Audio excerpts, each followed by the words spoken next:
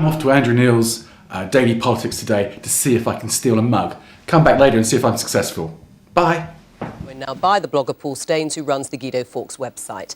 Hello there. Now, I mean, we saw there in that film by Rory Catherine-Jones how candidates are using the web. Is it that effective locally for them? It has been effective for some people. I mean, Tony Corvett, who's standing against Ed Balls, has used the web. So I'm happy to report it was mission accomplished. Not only did we get the mug, we also got an extra bonus sample of Simon Hughes' DNA. Cheers.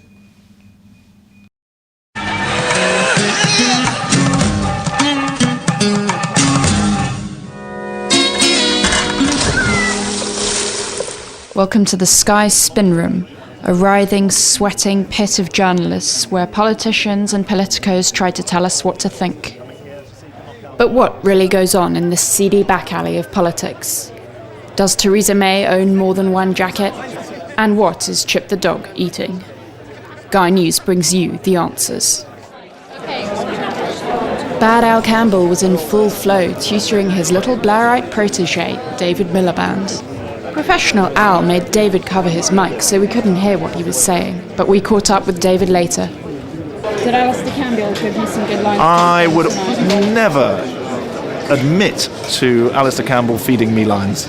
It's all right, David, you don't have to admit it, it's on camera. Meanwhile, Guy News regular Charlie Whelan was getting cosy with Kevin Maguire. Only McPoison was missing. I must say that if that's the best the Tories can do, go on about local leaflets, I think they're in deep trouble. I mean, Do you check what goes out? no, do you? Have you got any leaflets? I didn't, but Michael Gove did. Be peddling these lies which the Prime Minister has disowned. Well, you see, you're reduced to talking about local leaflets because your man bombed again, and the Prime Minister was the only one there who looked like... The Prime Minister had to disown his own campaign, Charlie, the campaign that you've been funding. And these aren't local leaflets, these are the leaflets that are put up by John Trickett, the Prime Minister's own PPS. I think it's desperate if you have to talk about local leaflets when your man's failed so abysmally to impress anybody. No. To go and get some lessons off Alistair Campbell or somebody, you know.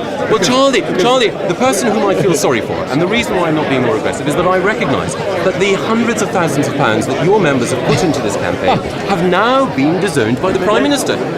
Somebody else to coach your man, because that was pathetic. Well, I know you're going to think it's pathetic, Charlie, but I think the thing that's pathetic is that you won't own up to the fact because I was told by the Prime Minister that this was going to be a campaign when he was out on the doorstep and meeting the people. But in fact, as we know, he's been moving throughout this campaign from safe house to safe house under armed guard. Can I just ask, do you think you might stay friends? Well, I've been a big admirer of fellow Charlie. trade unionists. We're fellow trade unionists.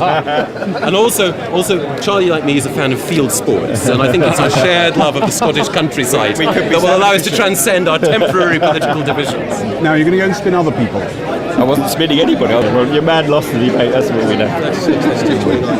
36, 32, 29, so that was a David Cameron win. Meanwhile, Bad Al was receiving media training from an unlikely source. What should I do? You need to look more macho.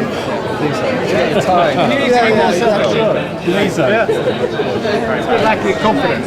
Lacking confidence. At least no one was lacking powder. We're allowed to record. Yes, we are, George. But what happens when the media circus breaks down? When a guest goes missing? Well, I want to go over there, so I'm going to come to you. Damn it! Right, keep up. Right, you stay there for a second, I'll get it. Where is Steve? Which one is it? Sorry, Steve. Which one's Steve Bell with a beard, yeah. Steve Bell! Steve Bell, where is he? Steve, he's over there. Let's go. Down over there. There he is.